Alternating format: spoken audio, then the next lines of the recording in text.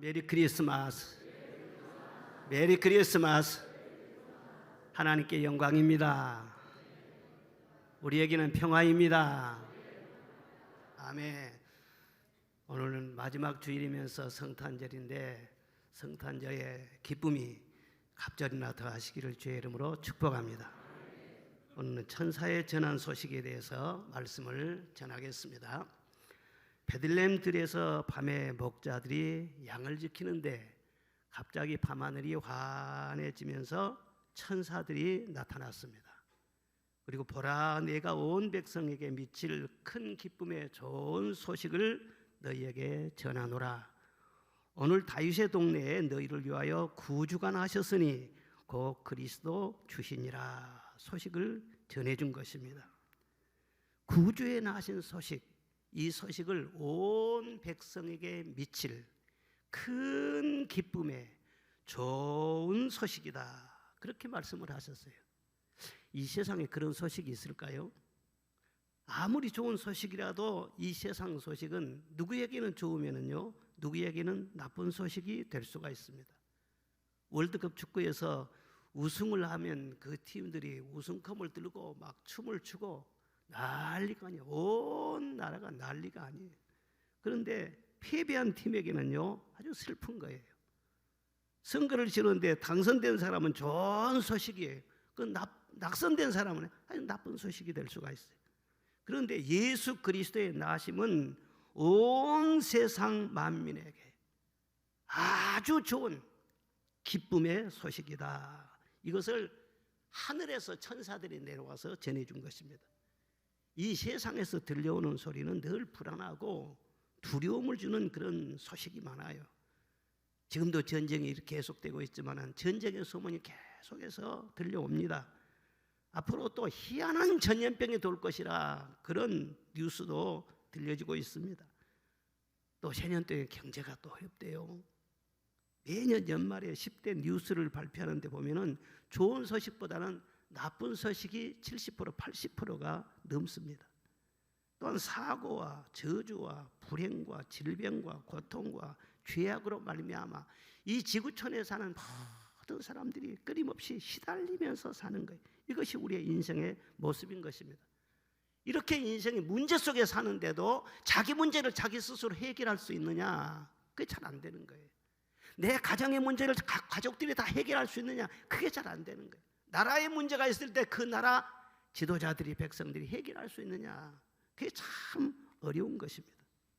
그런데 이런 모든 지구촌의 문제를 다 해결해 줄 수 있는 분, 그리고 우리 한 사람 한 사람의 근심 걱정을 다 맡아주실 수 있는 분, 환난과 재난에서 완벽하게 우리를 보호해 주실 수 있는 분, 그리고 모든 죄짐을 다 담당해 주실 수 있는 분이 유일하시게 예수 그리스도이신 줄로 믿습니다.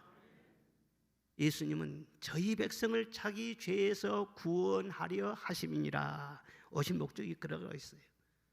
죄라는 것이 얼마나 우리를 비참하게 만드는지 모릅니다. 죄가 있으면 짓밟힘을 당하는 거예요. 죄를 범하고 용서받지 못하면 밤에 잠을 자도 편안히 잠잘 수가 없어요. 음식을 먹어도 소화도 잘 되지 않아요. 누가 나를 잡으러 오지는 않나. 늘 마음의 불안과 두려움에 떨어야 돼. 아무리 좋은 아파트에 살고 좋은 차를 타고 다니고 그러더라도 죄의 포로가 되면 늘 불행의 그림자가 따라붙는 것입니다. 죄인처럼 불쌍한 그런 존재가 없는 거예요.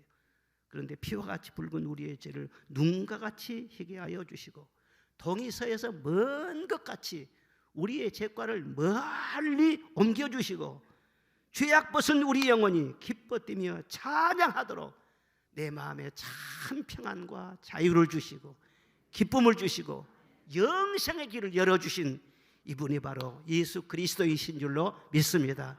그 일을 위해서 이 구주가 나셨으니 얼마나 좋은 기쁨의 소식이냐는 거예요. 얼마나 큰 기쁨이냐는 것입니다. 우리 예수님은 이미 오셨습니다. 지금 우리는 2022번째 성탄절 축하 예배를 드리고 있는 것입니다. 그리고 그 예수님은 재림 때 다시 오실 것입니다. 그리고 지금 이 시대를 살고 있는 우리에게는 성령으로 임마누엘로 지금 우리와 함께 계시는 줄로 믿습니다.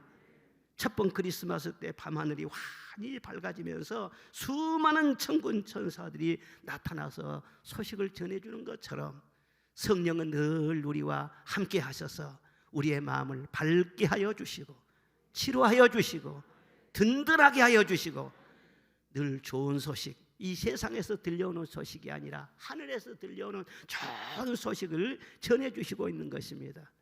이 천사의 소식은 첫째는 목자에게 전해졌어요. 누구에게 전해졌어요? 목자에게 전해졌어요. 이 목자의 직업은 참 천한 직업입니다. 낮에는 떼약볕 떠서 양을 먹여야 되고 밤에는 모닥불을 피워놓고 추위를 견디면서 양을 지켜야 하는 참 외롭고 고된 직업인 것입니다. 이 목자의 밤은요 참 힘든 밤이에요. 아마 목자들에게 베들레헴 사람 밤은 아주 익숙했을 것입니다. 밤이 깊어갈수록 어둠이 점점 더 짙어지는 거예요. 그런데 갑자기 이 밤의 정막을 깨뜨리고 천사가 나타나고 주의 영광이 두루 비추게 되고 거기에서 하늘에서 음성이 들리는 것입니다. 본문에 보면 목자들이 밤에 밖에서 자기 양떼를 지키더니 그랬어요. 특별히 밖에서라는 말에 의미가 있습니다. 양떼가 많기 때문에 우리 안에 다 들어갈 수가 없죠. 근데 밖에서 양들을 재우면서 자연히 목자도 밖에서 잠을 잘 수밖에 없는 것입니다. 그런데 당시 목자들은 사회적으로도 밖의 인생이었어요. 아웃사이더였어요. 이 주류사회, 상류사회에 끼지 못하는 소외된 그런 사람들이에요. 그런데 그 목자들에게 하늘의 천사가 나타나서 소식을 들려주었다. 여기에 참 깊은 의미가 있는 것입니다. 사실은 예수님도 밖에서의 존재였어요. 당시 예루살렘 상류사회에 끼지 못했습니다. 나사렛에서 자랐어요. 달동네 출신이에요. 학벌이 어디가 있습니까? 예루살렘 문턱도, 학교의 문턱도 다녀본 적이 없어요. 갈릴리 여부 출신들을 제자로 모아서 주로 소외되고 가난한 그런 갈릴리 사람들 다니면서 귀신 쫓아내주고 병 고쳐주고 먹을 것을 주고 주로 하류 계층에 있는 그 소외된 사람들과 어울리면서 공생애를 다 보내신 주님이신 것입니다. 그런데 성탄에 쓰임받은 사람들도 보면은요 다 그렇게 밖에서의 존재예요. 외롭고 가난한 그런 사람들, 사람들이 주목하지 않고 관심도 갖지 않았던 그런 사람들에게 뜻밖의 성탄의 소식이 전해지고 있습니다. 요셉은 목수 아닙니까? 천한 직업이에요. 마리아는 처녀가 임신한다는 것을 상상할 수도 없어. 돌에 맞아서 죽어야 돼요. 또 동방 박사들은요 멀리 이방 사람들이 아브라함의 자손들이 아니었습니다. 그리고 예루살렘 성전에 제사장, 서기관, 장로 그런 주류들이 많이 있었지만은 그들은요 전혀 이런 소식을요 전해주지도 않았어요. 깜깜무식이었어요. 그런데 뜻하지 않게 참 그들이 천하게 여겼던 목자들에게 천사가 나타나서 소식을 전해주었다. 또 나이가 많고 늙은 엘리사벳에게 그 몸의 기적이 일어나면서 가장 먼저 메시아의 탄생 소식을 알려주게 됩니다. 또 결혼한 지 7년 만에 과부가 되어서 84세나 된 안나 여선지 그런 사람에게 성탄의 소식이 전해지게 되었습니다. 이런 모든 사건을 두고 누가복음 1장에 뭐라 하겠느냐? 교만한 자를 하나님은 흩으시고 권세 있는 자를 내려치시고 비천한 자를 높이시며 줄인 자에게는 배부르게 하시고 부자는 빈손으로 보내신다 그랬어요. 여기서 부자는 재물이 많은 그런 사람만을 말한 것이 아닙니다. 마음이 기름지고 마음이 배가 부른 사람, 주 없이도 살 수 있을 것처럼 그렇게 생각하고 있는 그런 사람. 또 나는 안다, 나는 다 경험했다, 나는 가졌다, 나는 깨끗하다, 나는 옳다. 그런 사람들은요 부자죠. 빈손으로 보낸다는 거예요. 위에서 들려오는 그런 소식을 듣지 못한다는 거예요. 소식을 들어도 마음에 들리지를 않는다는 거예요. 그렇습니다. 오늘날도 전혀 예상치 않는 그런 사람에게 성령이 임하신다는 것을 알아야 됩니다. 사람들에게 주목받지 못하는 사람, 설마 나일까? 나 같은 죄인에게도 성령이 임하실까? 그런 사람에게 뜬금없이 주님이 찾아오셔요. 주님이 만나주세요. 바로 저 같은 사람입니다. 섬소년, 나사렛 동네에 살아있던 그런 요셉과 같이 누가 나를 알아줘요? 누가 나를? 초등학교 졸업할 때까지 변변히 육지를 한 번도 밟아본 적이 없는 섬소년에게 주님이 찾아오셨어요. 우리 나를 만나주신 거예요. 저는 그 처음에 주님을 만나는 순간만 생각하면요, 아찔한 거예요. 그 순간이 없었더라면 오늘날 나의 인생은 과연 어떤 존재가 되었을까? 혹시 여러분 중에도 나는 가난하고 참 외롭다, 나는 주위에 도와줄 사람이 없고 나는 길이 안 보인다, 그런 사람이 있습니까? 바로 그런 당신에게 천사가 찾아와요. 성령이 임하세요. 그래서 예수 안에는 희망이 있는 거예요. 은혜 받지 못한 섬은 딱 한 사람입니다. 마음이 거만한 사람이에요. 주 없이도 살 수 있다고 힘이 있는 줄로 착각한 그런 사람들이에요. 그런 사람들은요, 마음이 부요해요. 마음이 기름져 있어요. 그런 사람의 은혜가 들어갈 틈이 없는 거예요. 그런데 가난한 마음, 겸손한 마음, 그런 사람에게는 언제든지 성령이 임하시고 천사가 나타나고 천국이 임하게 되고, 영적인 법칙은 항상 그렇습니다. 성공과 축복은 가난한 마음, 겸손한 자세, 낮은 자리에서부터 잠들 출발한다는 거예요. 여러분, 세상에서는 귀한 존재가 되고 높임을 받고 그러십시오. 그러나 주 앞에서는 낮추시기를 바랍니다. 오늘 은박교회 많은 성도들 중에서 내가 가장 마음이 가난합니다. 간절합니다. 나는 0.1%라도 주님의 은혜 아니면 존재할 수조차 없습니다. 바로 나입니다. 주님, 나예요. 나를 불쌍히 여겨 주시옵소서. 그런 사람에게 주님 소식이 전해진다. 하늘의 소식이 전해지면요, 인생 그때부터 쫙 열립니다. 걱정할 거 하나도 없어요. 1973년도에 영국의 한 빈민가에 한 소년이 태어났어요. 3남 1녀 중 막내로 태어났어요. 그런데 그 소년의 아버지는 별 볼 일이 없는 이 유랑 서커스단의 한 단원이에요. 그러니까 이 동네 저 동네 떠돌아다니면서 사람들을 웃기는 광대 노름을 하는 그런 서커스 단원이란 말이에요. 그런데 더구나 이 소년이 11살 때 그 아버지가 사업에 실패하면서 집안은 풍지박산이 나고 말았습니다. 그래서 계속 빈민가를 전전하면서 어린 소년 시절을 보내야 했습니다. 학교를 다니는데 교복다운 교복을 제대로 입어보지도 못하고 맨 중고품 가게에서 누가 입다가 벗어버린 그런 교복을 입고 다녔어요. 그리고 입에 불칠하기도 어려워서 굶을 때가 많았어요. 학교 다니면서도 나는 왜 이렇게 가난하지? 왜 나는 먹을 것도 없지? 왜 우리 집은 이렇게 어렵게 사는 거야 되지? 이 가난과 열등감, 이 자격지심과 늘 싸워야 했어요. 그런데 그러면서도 그는 신앙생활을 하면서 성경을 읽으면서 믿음을 지켜나갑니다. 그리고 가난했지만 마음속에 나름대로 3가지 좌우명을 딱 정했어요. 첫째는 치우치지 말자, 둘째로는 최선을 다하자, 셋째로는 순수하게 살자, 진실하게 살자. 이 3가지를 딱 마음속에 정해놓고 열심히 나름대로 공부를 했어요. 자신과의 싸움을 계속하면서 열심히 살았어요.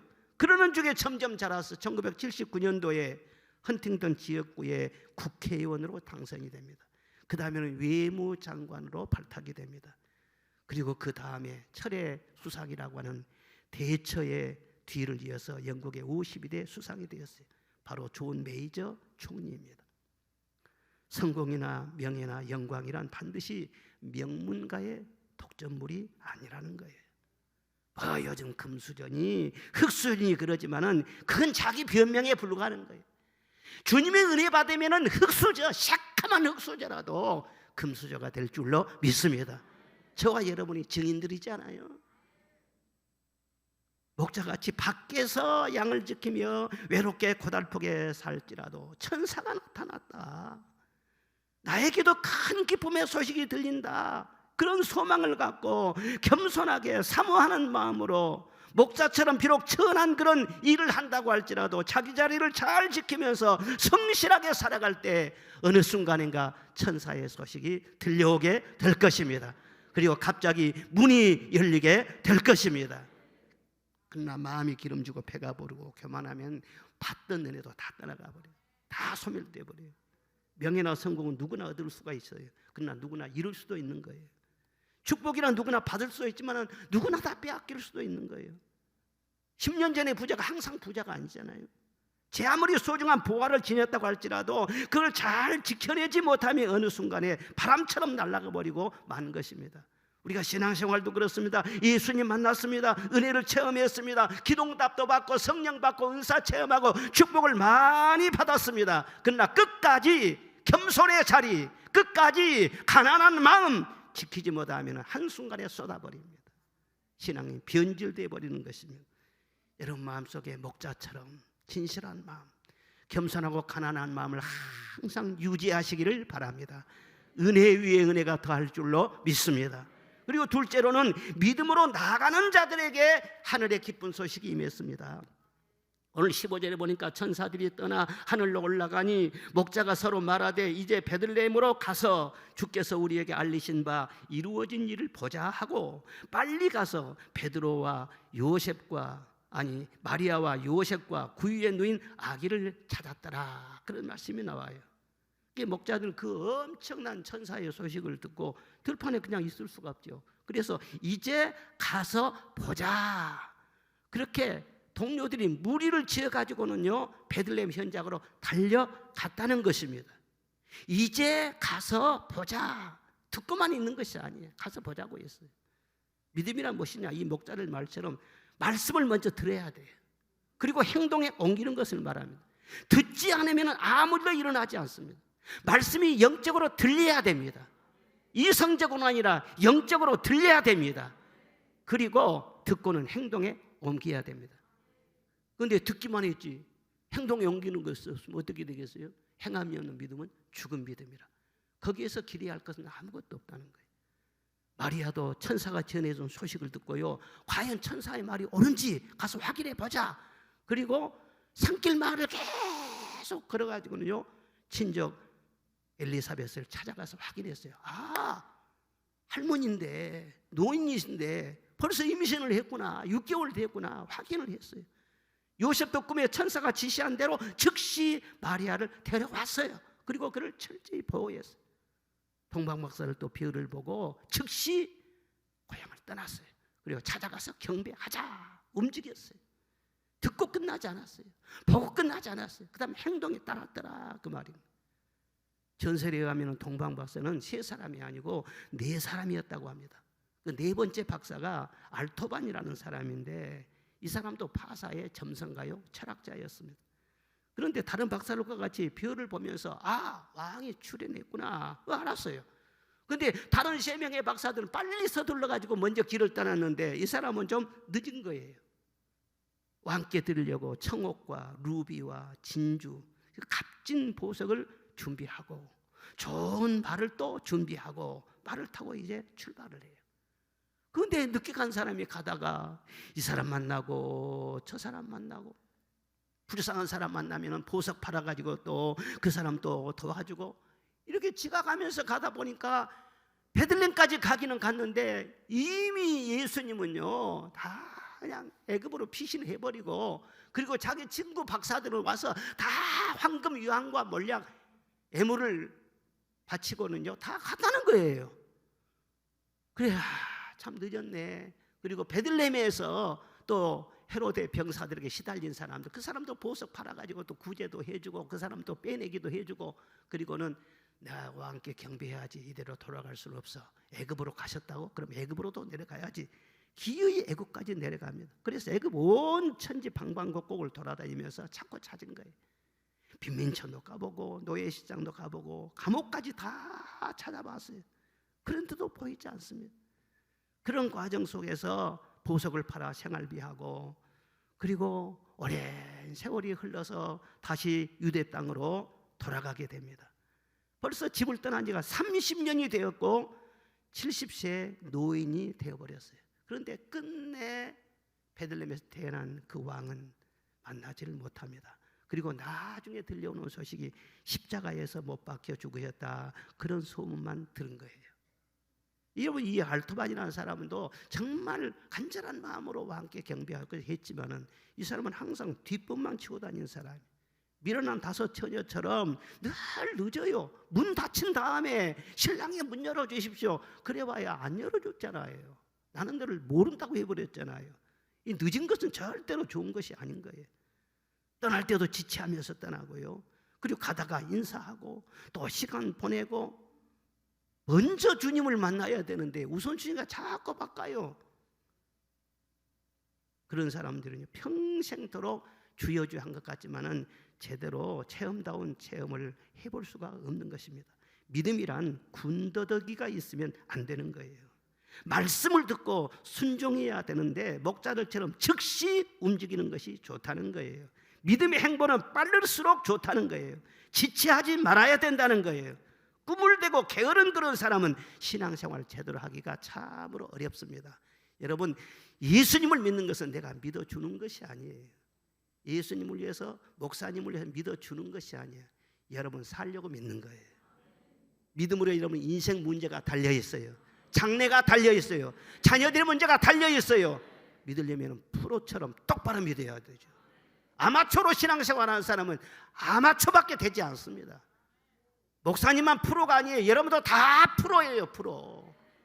믿음으로 먹고 사는 사람들 아닙니까? 남들이 쉬는 날 교회 나와야 되죠. 남들이 노는 시간에 예배도 드려야 되죠. 남들이 읽지 않은 성경도 읽어야 돼요. 전도도 해야 되죠. 기도도 해야 되죠. 성령 받아야 되죠. 봉사도 해야 되죠. 세상 일 다 하면서 다 해야 돼요. 그러니 24시간도 아껴서 써야 돼요. 24시간이나 48시간이라도 신앙생활 제대로 하다 보면은요 부족할 지경이에요. 그렇게 믿고 행동하려고 하면은요 하나님이 길을 열어주시는 겁니다. 신기합니다. 천사는 목자들에게 베들레헴에서 구주가 나셨다 이런 소식은 들었지만 어느 집에서 나셨는가? 베들레헴 집이 많을 것 아니에요? 그건 가르쳐 주지도 않았어요. 그래도 무조건 하고 베들레헴으로 간 거예요. 아마 가서 이 집 저 집 기웃거리면서 찾아다녔겠죠. 우리 어렸을 때 보면 아들이나 딸을 집에서 낳으면요 대문에다가 이렇게 금줄을 칩니다. 새끼줄을 꽈가지고 대문에 걸어놔요. 아들을 낳으면은 거기다 고추를 달고, 딸을 낳으면은요 새카만 숫덩이를 매달고, 아침에 그 금줄을 보면서 어른들이 한마디씩 하는 거예요. 아들 낳았으면 아이고 잘했네, 또 아들 낳네. 그리고 새까만 숫덩이 있으면 말이 에이고 또 딸이여 참 안 됐구만. 딸이 얼마나 좋은데. 그때 당시만 해도 남아 선호 사상이 있었어요. 제가 잘 아는 집에 요즘에 아들을 낳았는데 세 번째 아들을 낳았어요. 그래가지고 말치는 안 하지만은요 이게 딸이어야 되는데 딸이어야 되는데 그런 눈치란 말. 딸이 얼마나 좋은데. 옛날에 나 그렇게 표시하고 살았어. 그런데 베들레헴에는 그런 누가 금줄치고 그런 게 있겠어요? 없어요.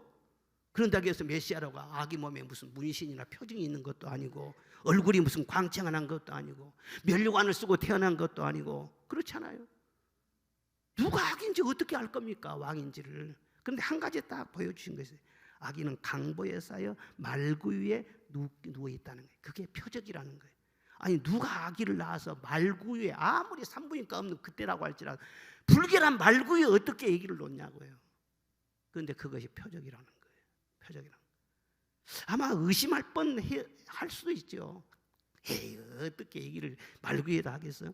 그런데 진짜 천사가 말씀했잖아요. 말구 위에 했다고. 집집마다 말구 위로 타다니는 거예요. 말구 위로. 그래서 만나게 된 거예요. 누가복음 11장에 구하라 그리하면 주실 것이요 찾아라 찾을 것이요 문을 두드리라 그리하면 열릴 것이니라. 이 목자들이 하늘의 메시지를 든 다음에 그냥 들판에 머물러 있었더라면요 뭐 아무 소식이 없어. 아무 체험도 없어요. 자기 생각 속에만 관념 속에 머물러 있는 그 신앙을 가지고는요 다에게 기쁨도 없어. 기쁨도 나중에 사라져버려요. 다른 사람에게 증거할 것도 없어. 그런데 열심히 돌아다녔어요. 그래서 예수님을 만났어요. 그래서 들었다 하는 신앙에서 나는 안다, 나는 만났다, 나는 체험했다, 그런 신앙으로 점점 발전이 되는 것입니다. 열매를 맺게 된 것입니다. 신앙은 그렇게 돼야 돼요. 첫 번에 말씀을 들었습니다. 거기 머무르면 안 돼요. 그 다음 행동에서 아 말씀대로 이루어지는구나, 하나님은 나의 하나님이시로구나, 체험적인 신앙으로 발전이 돼야 되죠. 화가가 그림을 그릴 때 어떻게 그림을 그려요? 손으로 그린 것 같아도 먼저는요 머릿속으로 그림을 그린 거예요. 먼저는요 다 모나리자 그러면은요 모나리자 다 이 생각이 말이죠. 어떤 모습으로 그려야 되겠다. 다 이런 거예요. 모나리자 그 모델 된 분이 18살이에요. 18살 때가 제일 여자들이 예쁘대요. 그 모델로 해야 되겠다. 그 생각 있는 그것을 갖다가 그 다음에 어떻게 돼요? 캠퍼스 위에다가 붓으로 물감을 칠해가면서 그래야 작품이 나오는 거예요. 생각 속에 있기는 있지만 생각만 하고 그쳐버린다면은 뭐 그 작품이 안 나오죠. 신앙도 마찬가지. 말씀이 먼저 임해야 한다니까. 말씀 없는 신앙은요, 그 우상이에요. 그 허무예요. 자기 생각에 갇혀 있는 것이 신앙 아닙니다. 그건 종교인지. 그러니까 말씀이 들려져야 돼. 들려져야 돼. 그런데 그 말씀 속에 딱 그대로 갇혀 있으면은 그건 관념에 불과한 거예요. 체험 없는 신앙은 관념이에요. 여러분 체험을 하시기를 바랍니다. 예수님을 만나는 축복이 있기를 바랍니다. 교회는 참 말이 많은 곳이에요. 왜 교회가 말이 많냐? 하나님은 말씀이시죠. 예수님도 말씀이 육신이 되셨지요. 그 말씀을 통해서 하나님을 만나기 때문에 교회가 말이 많은 것 같아요. 그런데 말씀은 영이라고 그랬어요. 영은 볼 수도 없고 느낄 수도 없어, 만질 수도 없는 거예요. 그러니까 말씀은 영이시기 때문에 하나님의 말씀을 들을 때 내 심령에는 은혜가 돼야 해요. 내 심령에는 기쁨이 있어요. 그런데 그 말씀을 붙잡고 행동으로 옮기잖아요. 가서 보자 하고 베들레헴으로 가서 막 찾고 다니고 그러지 않아요. 행동에 옮길 때 그 말씀이 볼 수 있게 되고 느낄 수 있게 되고 체험할 수 있게 되는 것입니다. 그런 체험이 없는 신앙은요, 계속 말이 많아요. 이유가 많고 따지기를 많이 하고 의심이 많고 남 비판하고 자기 생각과 자기 논리에 늘 갇혀 있는 것입니다. 말은 많은데요, 보여줄 것이 없어요. 처음에는 말이 많을지라도 나중에는 보여주는 신앙을 가져야 되거든요. 내가 가서 보고 확인한 사람, 행동하는 그런 사람은요, 내가 볼 뿐만 아니라 내게서 보여줄 것이 나오는 거예요. 누가 전도할 때 나를 보라고, 나 하나님 만나서 이렇게 복되게 산 걸 보라고, 그렇게 자기 자신의 간증을 해줄 수 있는 것이죠. 여러분 가서 보고 보여줄 수 있는 신앙인이 되시기를 바랍니다. 계속 이유를 달고 계속 남의 말만 하고 비판하는 그런 허망한 사람 되지 말고 체험하고 내가 만난 예수님을 증거해 줄 수 있는 그런 단계로 나가야 되지. 마지막 세 번째로는요, 가서 경배하고 찬송했다 그랬어요. 그들은 가서 보고 악있게 경배를 했어요. 일단 그리고 찬송하면서 돌아갔다 그랬어요. 하나님께 영광을 돌리면서 돌아갔다 그랬어요. 바로 이 부분이 예수님을 만난 사람들의 아주 건강한 모양새인 것입니다. 예수님을 만나고 알아본 그런 사람들은요, 다 동일하게 경배했어요. 경배. 경배의 대상이요, 다른 것에서 예수님께로 바뀌어지게 된 거예요. 동방박사를 또 그랬어요. 그 나이가 많은 사람들이 그 아기 예수님께요, 세 가지 애물을 봉헌하면서 그 앞에 엎드려서 절했다 그렇게 말씀했어요. 이 동방박사들은 파사 사람들이니까, 파사는 거기에도 신이 있습니다. 조로아스토교라고 하는 그런 그것이 그쪽의 종교예요. 조로아스토교는 불의 신입니다. 불을 숭배하는 거예요, 신으로. 그런데 그런 숭배하는 것을 이제 바꿔가지고는요, 아기 예수님을 왕으로, 예수님을 하나님으로, 전능자로 다 그 앞에 경배하죠. 엎드려 절하세, 엎드려 절하세, 엎드려 절하세, 구주 나셨네. 제대로 주님을 만나면은요, 주님 앞에 경배하게 돼요. 그전에는 물질을 숭배하고 명예를 숭배하고 권력을 숭배하고 조상신을 숭배하고 그랬던 사람이요, 아, 내가 그동안 허무하게 지냈구나. 예수님께 다 엎드리죠. 그리고 예수님께 경배하는 것을 최고의 가치로, 인생의 목적으로 삼죠. 내가 예수님께 온전히 경배할 때 만물이 내 앞에 굴복할 줄로 믿습니다. 천사들이 도와서 만물을 다스릴 수 있는 권세를 주실 줄로 믿습니다. 이 로마 제국의 25대 황제였던 알렉산더 세베루스라는 분이 있습니다. 이분은 본래 로마의 태양신을 숭배했던 그런 사람이었어요. 그런데 기독교 역사에 오리겐이라고 하는 유명한 이런 교부가 있었는데, 그분의 감화를 받아서 그리스찬으로 변화됐습니다.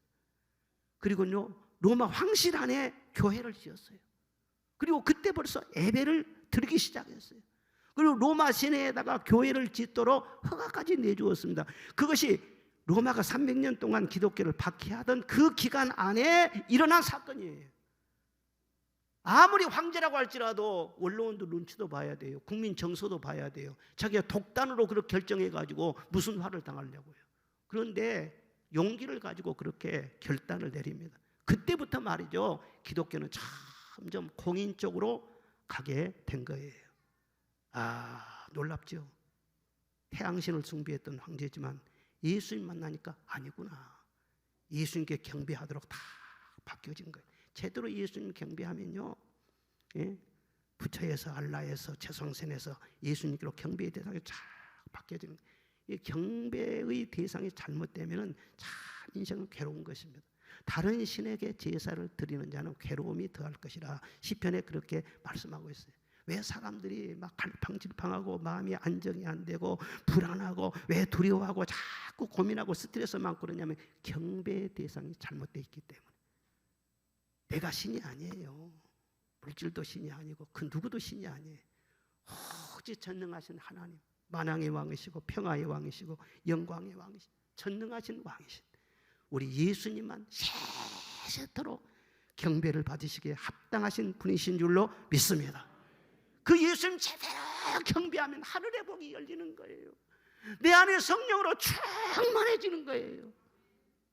대충 경배하지 말고 경배하는데 뛰어나시기를 바랍니다. 예배 한 번을 드리더라도요. 그리고 경배할 뿐만 아니라 찬송했다고 했어요.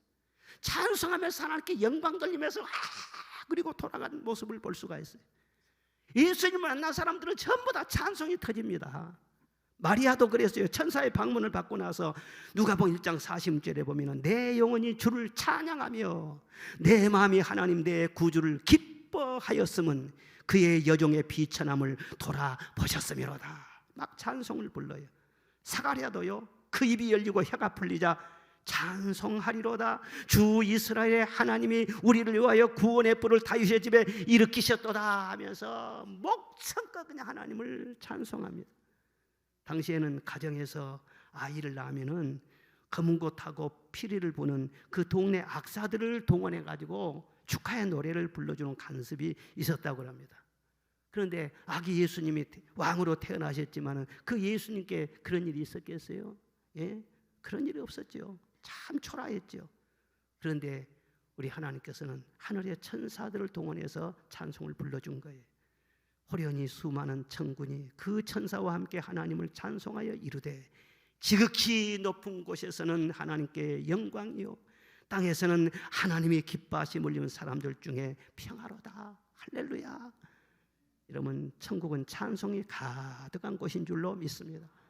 천국은 새 노래가 계속 울려 퍼진 데 있어요. 어디서든지 찬송이 계속 울려 퍼지는 것이 천국이에요. 지금 우리는 이 세상에 이렇게 현실적으로 살지만 지금 우리는 꿈꾸고 있는 것입니다. 지금 우리는 꿈꾸고 있는 것이에요. 금방 지나갑니다. 옆으로 100년 이상 사실 분, 100년이라고 해도 영혼에 비하면 점 하나밖에 안 돼. 그럼 천국에서는요 영원히 지속돼요. 그래서 천국에 올라가서 영원토록 뭘 하느냐? 찬송, 새 노래를 부르면서 이 땅에서 새 노래를 많이 부르고 찬송하는 사람은 거기에서 찬송 익숙해요. 그런데 여기서 새 노래 찬송을 배우지 못한 사람은 아마 올라가면 굉장히 불편할걸요. 그것이 상급의 차이가 아니겠어요? 여러분, 천국으로 만드는 것은 어렵지 않습니다. 내 심령 속에 찬송이 울려 퍼지면 내 마음의 천국이 이루어지고 가정 천국이 이루어지고 교회 천국이 이루어지고 찬송하면은요 하늘의 영광이 나타나고 천사들이 왕래하고 천사들 왕래하는 것과 하늘의 영광 보리로다. 신앙생활을 어렵게 하려고 하지 마세요. 예? 아주 신앙생활은 간단하고 정직한 거예요. 찬송하시기를 바랍니다. 내 기분 내려고 하지 말고 주를 바라보면서 영광을 받으시라. 영국의 여객선 스텔라 호란 그런 여객선이 있었는데 항해하다가 암초에 부딪혀서 파산을 당했어요. 그래서 그 많은 승객들이요 막 아비규환이요 살아남으려고. 그런데 다행히 이 구명 보트가 여러 개가 있어가지고 그 구명 보트의 승객들을 다 나누어서 이렇게 태우게 됐어요. 그런데 때마침 말이죠 막 기상이 너무나 안 좋은 거예요. 막 거친 파도가 막 밀려오고. 그런데 그 승객들이 얼마나 두렵습니까? 막 파도가 밀려오면은 구명 보트를 타고 있으면서도 이리 몰렸다가 이리 몰렸다가. 그래가지고 이 보트가 전복돼 가지고요 거의 대부분의 이 보트들이 다 침몰당했어요. 최악의 상황에 이르게 된 거예요. 그런데 12명의 여성이 탄 구명보트는요 딱 균형을 유지하면서 그대로 파도를 타면서 떠 있는 거예요. 왜 그러느냐? 그 보트에는 마가렛 엘리움스라고 하는 여자 가수가 있었어요. 그런데 그분이 일어나서는 막 승객들을 따돌리는 거예요. 하나님을 의지합시다. 하나님은 우리를 구해줄 수 있습니다. 하나님을 찬송합시다. 가수가 얼마나 찬송을 또 은혜롭게 잘하겠어요.